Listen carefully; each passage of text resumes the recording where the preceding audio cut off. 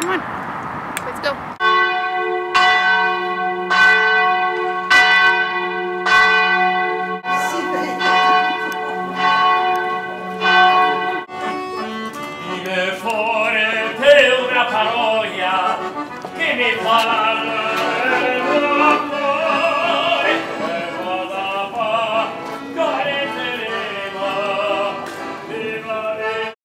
Done it before, so it's something, you know, stepping out of my comfort zone. And I know the policy implementations. I've been working with the politicians.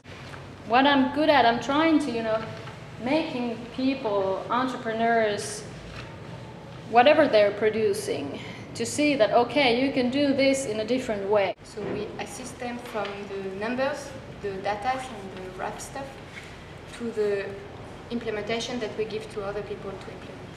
Even a politician is a person, so if in his personal view is impacted, it will change his role in the society. I think in my business I want to give. You know, my neighbor here, she said, oh, you have done this before. I work with sustainability, and I work short in the line between and the balance between green, rural and urban in a future vision. The majority of, at least people in Norway, fully understand that change is needed. It's just they don't know how to do it and where to start and what could I do, and I'm just me.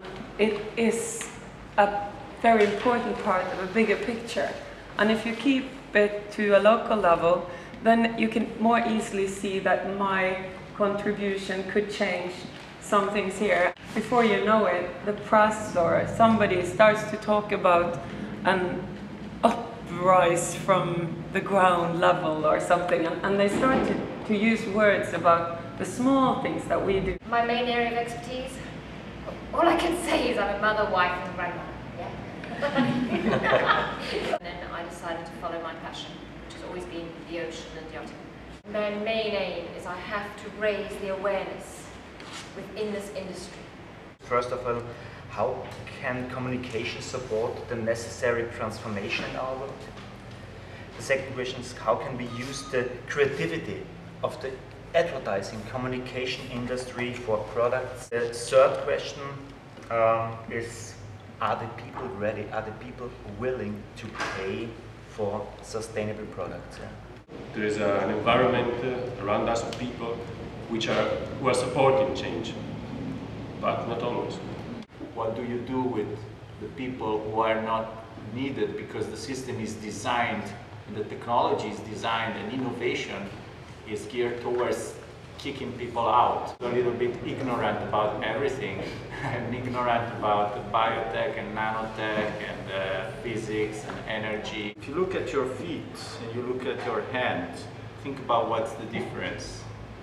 We always talk about reducing the footprint, and the footprint is something which you left quite unintentionally. Whether what we do with our hands is intentional. The hands are the first human technology. So I'm very passionate about having people learn about how to maximize their handprint. So the business as a whole is growing, but the way we do business has to change so quickly, and it's just so hard to understand what you have to do, and it's really hard. When I decided to step out of that, I just kind of discovered a new world. So, oh, this can be done. Oh, that can be done. Wow, everything is possible. My main challenge is to improve the quality of life, to improve the quality of city environment, to improve mobility. Sometimes I have the feeling, as a general manager of a scientific institute, I'm doing controlling. The big challenge for me is how to keep my own creativity. A critical mass of people that can be involved in this process of being an island and to be sustainable. Sustainability is in many ways a difficult word to use. I think it's abused in many ways, and we talk about sustainability as everybody knows what it's all about. The positive part of this island is down this end. Can you feel that the more difficult part is up there in the north end of the island? We are always the trouble. Yeah, yeah. You have a different, you speak in a different dialect. We can feel that you're kind of disconnecting. If I send you potatoes, you send me shit. No shit, no potatoes. Well, we started in 1999 exactly with a compost plant, urban compost plant, big one, high-tech compost plant, to recycle and give this third agricultural revolution where all the citizens are involved in the closing of the loop. Because I worked for the Kyoto Protocol for 2 years in China, and it's just bureaucracy or whatever. It's not just CO2 equivalent. This is Kyoto Protocol. This is not the old story, which is the total off-grid systems. So total off-grid, think about a building that is recycling the sewage, composting things, is not flushing the toilets with drinkable water. Renewable energy is already cheaper than fossil energy.